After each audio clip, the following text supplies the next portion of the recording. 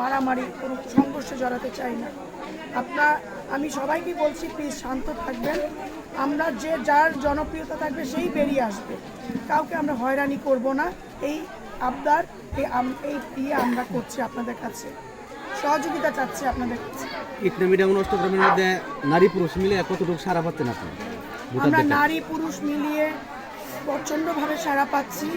কারণ হচ্ছে এই সাড়াটা আপনি নিজেরাই দেখতে পাচ্ছেন কি পরিমাণে আমার জনগণ, আমার মহিলা নারী পুরুষরা ভালোবাসে। আপনারা নিজের চোখে দেখতে পাচ্ছেন। মানুষকে তো আপনি পয়সা দিয়ে কিনতে পারবেন না, মনের থেকে মানুষ আসছে। আর সবচেয়ে বড় জিনিস, অষ্টগ্রাম থেকে একজনই আমি প্রার্থী।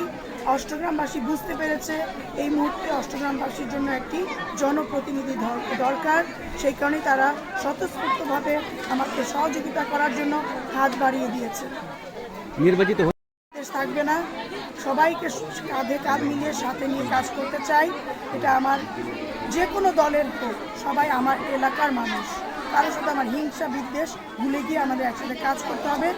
যারা আমার সাথে প্রতিযোগিতা করছেন তাদের কাছে আমি আহ্বান জানাবো, আমরা একসাথে কাজ করব। আমরা এলাকার মানুষ, আমরা একটা হাওড়ের মানুষ। আমাদের মন কত পরিষ্কার সেটা আমাদেরকে প্রমাণ করতে হবে, সেটা বাংলাদেশের কাছে। আমি চাই না, আমরা দখলবাজি চাই না, কারো প্রতি প্রতিহিংসা চাই না। প্রতিযোগিতা থাকতে পারে, প্রতিহিংসা হবে না।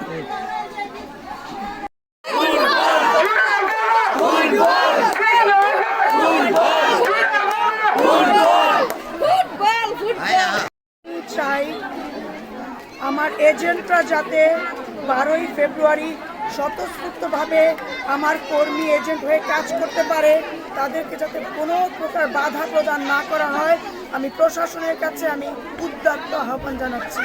আর এখানে কোনো ধরনের মিথ্যা মামলা, হয়রানি দেওয়া চলবে না। প্লিজ, মিথ্যা মামলা দিলে নির্বাচন কমিশনের কাছে আমি আহ্বান জানাচ্ছি, স্বতঃস্ফূর্তভাবে ভোট কেন্দ্রে লোক যাবে না। আপনি যদি একটি সুষ্ঠু সুন্দর নির্বাচন আমরা চাই, আমাদের ভোটারদেরকে মামলা, হয়রানি, মিথ্যা মামলা থেকে মুক্ত করতে হবে। আর আমার কর্মীদেরকে কোনো হয়রানি করা যাবে না। আপনারা সাংবাদিক ভাইরা আমার পাশে আছেন। আমি মনে করি আপনারা এক্ষেত্রে আমার কর্মীদেরকে সহযোগিতা করবেন। তারা নিতান্ত খেটে খাওয়া মানুষ, মেহনতি মানুষ, তাদের কোনো দল নাই। তারা আমার মতোই নিরীহ, তারা আমার মতোই সহজ সরল, তাদের কোনো সংগঠন নাই। তারা আমার উপরে নির্ভর করে আমার পিছে দাঁড়িয়েছে। তাদেরকে কোনো হয়রানি করলে আমি তার দাঁত ভাঙা জবাব করবেন। আমার কর্মীদের ক্ষেত্রে এক পাও আমি পিছু হব না। আর আরেকটি কথা বলতে চাই, নারীর ক্ষমতায়ন খুবই প্রয়োজন। এইবার আপনারা দেখেছেন সংসদে নারীর প্রতিদ্বন্দ্বীর সংখ্যা খুবই কম। আপনাদের কাছে আমি বলতে চাই, নারীদের হাতকে শক্তিশালী করুন। এই নারীরাই এই সমাজের প্রধান শিক্ষক, এই নারীরাই এই সমাজের মেরুদণ্ড। তা ওনাদের পাশে দাঁড়ানোর ব্যবস্থা করবেন। এই নারীরাই, আমরাই কিন্তু আপনাদের মা বোন। সুতরাং আমি মনে করি ভাইরা, আপনারা সবাই আমার পাশে থাকবেন। আমার কোনো এজেন্ট নাই, আপনাদের পাশে দাঁড়িয়ে বলছি প্লিজ, আরও এজেন্ট আমার দরকার। আমি একটি মহিলা, নিরীহ মানুষ।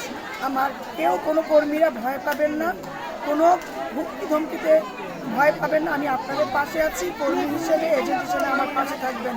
আরেকটি কথা বলতে চাই, আমি প্রথমে বলেছি, এখনও বলছি, আমার একটি ইচ্ছা আছে।